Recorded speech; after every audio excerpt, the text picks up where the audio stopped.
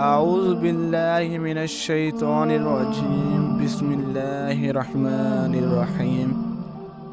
بیان کیا جاتا ہے کہ چند سال قبل ایک جماعت مانسہرہ سے آگے ایک چھوٹے سے قصبے میں گئی۔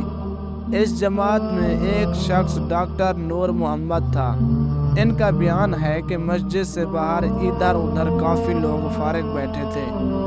ہم لوگ ان کے پاس گئے اور مسجد میں آنے کی دعوت دی تاکہ وہ تعلیم میں شریک ہو سکیں۔ کچھ لوگ ہمارے ساتھ مسجد میں آنے پر تیار ہو گئے۔ ایک صاحب نے کہا کہ میں نماز کے وقت آؤں گا اور نماز کے بعد عذاب قبر کا ایک واقعہ آپ لوگوں کو سناؤں گا۔ چنانچہ ظہر کی نماز کے بعد یہ شخص ہمارے پاس بیٹھ گیا۔ اپنا تعارف کروایا کہ وہ ریٹائرڈ فوجی نوجوان تھا۔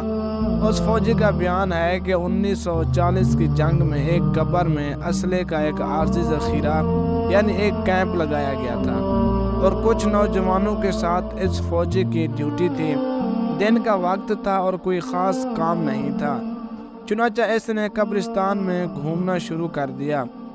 اس کا گزر ایک پرانی قبر کے پاس سے ہوا تو یوں محسوس ہوا جیسے قبر کے اندر سے ہڈیاں ٹوٹنے کی آواز آ رہی ہے۔ اس فوجی جوان نے بتایا کہ میں نے بندوق کے بٹ کے ساتھ قبر کی اینٹیں ہٹائیں تاکہ دیکھیں کہ یہ آواز کیسی ہے۔ جیسے جیسے میں مٹی ہٹاتا گیا آواز اور تیز ہوتی گئی اور میری دلچسپی اور خوف بھی بہت بڑھتا گیا۔ دن کا وقت تھا، روشنی خوب پھیلی ہوئی تھی۔ کیا دیکھتا ہوں کہ قبر کے اندر انسانی ہڈیوں کا ڈھانچہ پڑا ہوا ہے اور اس پر چوہے کی شکل کا ایک جانور بیٹھا ہوا ہے، اور جب منہ اس ڈھانچے کے اوپر مارتا ہے تو سارا ڈھانچہ اکڑ جاتا ہے اور ہڈیوں کے ٹوٹنے اور چٹکنے کی آواز آتی ہے۔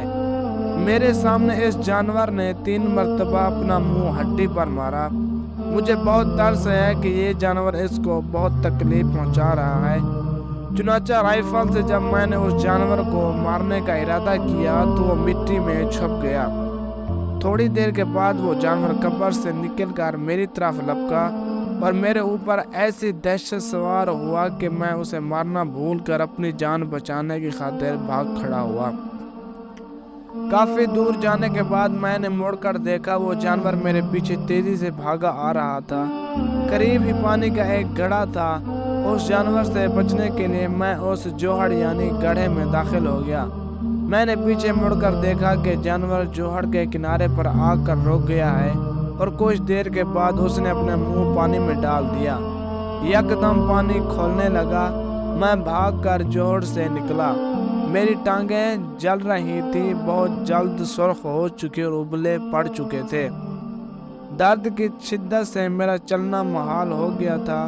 میں نے اپنے ساتھی کو آواز دی تو جب میں نے پیچھے مڑ کر دیکھا تو کچھ نہ تھا بلکہ وہ جانور غائب ہو چکا تھا۔ چنانچہ مجھے ایبٹ آباد کے ہسپتال میں داخل کروا دیا گیا اور پھر وہاں سے راولپنڈی کے بڑے فوجی ہسپتال میں منتقل کر دیا گیا۔ میری ٹانگوں کا گوشت گلنا شروع ہو گیا تھا۔